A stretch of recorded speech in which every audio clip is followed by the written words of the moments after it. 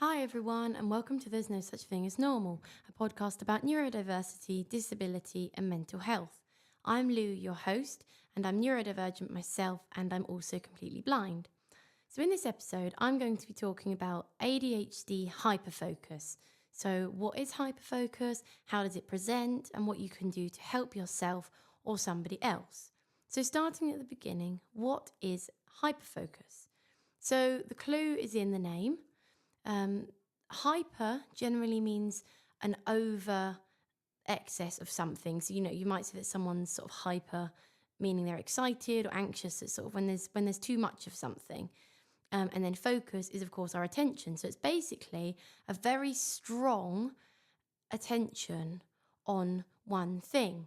So it's where you become sort of fixated on something, obsessed, so engrossed, on one thing that's really, really got your attention. Nothing else matters. That's kind of just it. Your brain has hooked onto something and that's all you can think about. It's a very intense and, specific focus or attention on one thing. What can you hyperfocus on? Anything and everything. Sometimes it can be thoughts and sort of feelings. So maybe it's that you are trying to problem solve, because I know that if I've had a problem in the past, whatever that may be, I sort of get really obsessed over it and really trying to solve it, and my brain is sort of stuck on it until I've got a solution. Or it could be that you've got an idea, something that you want to do, sort of a goal maybe, something you want to achieve, and you're focused on how you can do that and what that will look like, and sort of really just delving into every little bit of it. Or it could be a physical activity. So it could be something that you're doing. It could be sort of reading. I remember when I was reading Harry Potter for the first time, I hyper-focused on that, and I read for like 6 hours one day, 7 hours. I mean, that's just insane. So, any activity, it could be something like reading, or it could even be sort of hyper-focusing on social media, which is obviously not so great, or just anything really, any activity. There's no limit really to what it could be. What does it feel like? I think, it would be different for everybody, but there are some general ways that it can feel. And this is sort of how it feels for me as well. It feels like I can't stop. It's like whatever it is, I've got to keep going and keep going and keep going. And I physically cannot tear myself away from it. It's like I'm drawn to it, whatever it is. It's sort of pulling me in, and the focus is sort of so strong. I don't want to stop. I want to keep going. I don't want to stop. I feel like I need to keep going because I feel like I need to achieve something, or I need to do something. It's like my brain just can't let it go until there's some sort of, end or resolve to it, whatever that could be. Sometimes it feels like I'm determined. I'm so determined to do something or solve something that it's that determination that's kind of just driving me on. I definitely think you get a dopamine hit from it because, ADHD, a lot of it is dopamine, the feel-good sort of reward system, dopamine, the neurotransmitter that's all about our pleasure and reward. And I think a hyperfocus would definitely give you a dopamine hit, really. And the brain sort of just wants to keep doing it and keep doing it. Do I like hyperfocusing? Yes and no. At the time, it feels great. It feels like I can't even explain it. It's like this amazing feeling as whatever it is I'm hyperfocusing on. It's like the best thing ever. But there's always a but. I don't like the consequences. I don't like the way that it makes me feel. I feel really tired. I was going to go on to the impacts of it, but it can really wear you out. But I think, I'll talk about the benefits and risks, I suppose. You can get a lot done in a hyperfocus. You can really get a lot done in a short space of time, which is great. But again, it's quite exhausting because you're going super fast, whatever you're doing. I think you can be quite creative in a hyperfocus where your brain's sort of going really focused onto one thing, and you it's a very thorough process. Whether you're doing, it could be whether you're doing something or thinking about something. It's like you'll consider every single aspect of whatever it is, and that does mean it's very thorough. Um, so it's not necessarily a bad thing, but there are definitely some drawbacks. I think where you're so hyper focused on one thing, you lose track of absolutely everything else. Um, like everything else that you need to do, even things like self care. People can forget to drink or eat or go to the loo because you sort of just get so caught up in that one thing that nothing else matters. It can make you forgetful because all your brain's taken up by one thing. So you're not really focused on what else you're doing. So you might sort of leave the house and realize that you've forgotten a load of stuff, or you've forgotten to go to an appointment, or something like that. So it can have a big impact on the memory, on your memory, just because you're so stuck on that one thing. It can burn you out. It really can, because the brain is going 100 miles an hour, and it's exhausting for the brain. It really does deplete energy. And if it goes on for too long, then it can have a really big impact. And sort of linking into that burnout, it can affect your sleep, because if you're trying to sleep and you're really focused on something, then the brain can't really shut off.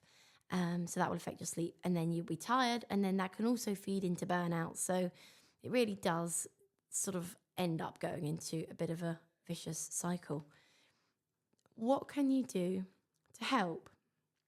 So, first of all, what you can do to help yourself, I think, try to understand what you're doing and why. What are you hyper focusing on, and sort of what's your goal? What's your end goal? What are you trying to achieve? What are you trying to satisfy? So I think really understanding what you're doing and why, and what your goals are. And to help you do that, you could sort of write it down as like a little, journal entry.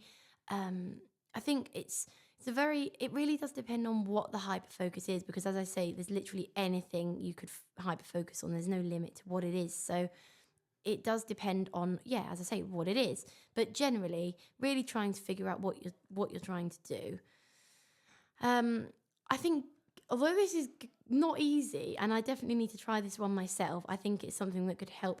Almost give yourself designated hyper-focus time. Hyper-focus, as I say, takes over everything. So this is going to take some training, definitely. But I think that allowing yourself a certain amount of time to do that hyper-focus in, maybe setting an alarm, being realistic as well with that. It's almost then you're allowing yourself to do what it is you want to do, but at the same time, you're almost controlling it so that it doesn't become out of hand, and you don't end up so focused that you lose track of everything, and then really important things get forgotten, and you don't even think about your health and things like that, which is of course when it's not so good for you. Set yourself achievable goals. If See, for me, if I'm in that sort of state, I want to do everything at once, and I want to get it all done. And whether it's solving a problem or reading or I don't know, anything, it's like there is an impatience. There's definitely an impatience. I just want to do it now, and I want to finish it now. But I think setting achievable goals, again, very dependent on what the actual thing is that is the point of focus.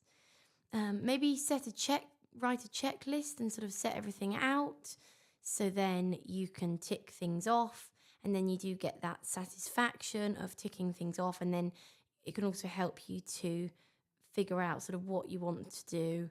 To be honest, I think a lot of these would help with any sort of day-to-day, things as well, not just hyperfocus, but I think set an alarm and remind yourself to have a break. So I think putting an alarm on for a certain amount of time and saying, right, after this time, I'm going to have a break. I'm going to stretch my legs, get a drink, have a snack, sort of check in with myself, because that's really important.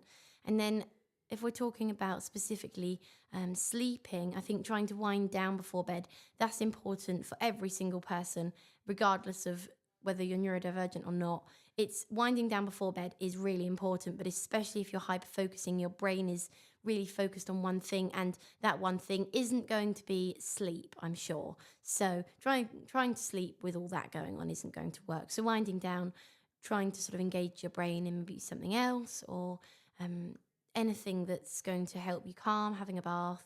It's all about kind of trying to sort of slow down. Um, Sort of have a little chat with yourself and say, right, it's bedtime, I'm tired, I need to sleep. Sleep is very important. If I don't sleep, I'm going to be really tired. And then whatever it is can wait till the morning. And there's nothing really that I can do right now. So the best thing to do is sleep. And that rest is very important. And again, if you're struggling, try a sleep story or some sleep soundscapes or any sort of meditation. Again, that can sort of help the brain just to drift off to sleep, really. And then also, how can you help somebody who's going through a hyperfocus? I think checking in and encourage them to take breaks. But it's a case of don't say sort of, oh, you need to have a break, because trust me, when you're in a hyperfocus, you don't really like being interrupted. Being interrupted is not great, and the person might get quite annoyed, because having that focus broken is really frustrating. So I think it's more about gentle encouragement. And also you could say, I think a break might help. Would you like to go for a walk or get a drink? I think giving choices rather than just telling them to have a break, because then what does that break even involve, and what do you do? And then it's sort of just more choices. So I think giving options of sort of what you can do. Um, what else could you do? I mean, yeah, don't interrupt unless it's necessary, but at the same time, just checking in, as I say, making sure that they're having a break. Just yeah, don't be too sort of direct and sort of tell them what to do. So I think really that's it. I've explained all about what a hyperfocus is and what it feels like and how you can help yourself and how you can help other people. And I really hope it's been helpful and useful. And do you know what? I actually am going to have to take on board my own advice and try out some of these strategies, because I feel like they would really help. And I know it's not easy to do these things, but I think with practice we can get better. And again, a hyperfocus it's not a bad thing, and it's not something that should be stopped, but I do think it needs a certain amount of management.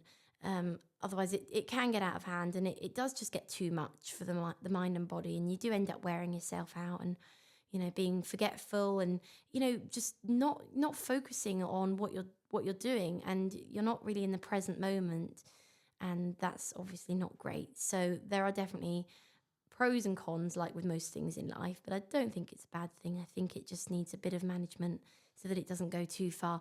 But anyway, I hope this has been helpful, and I will be back very soon. Thank you for listening.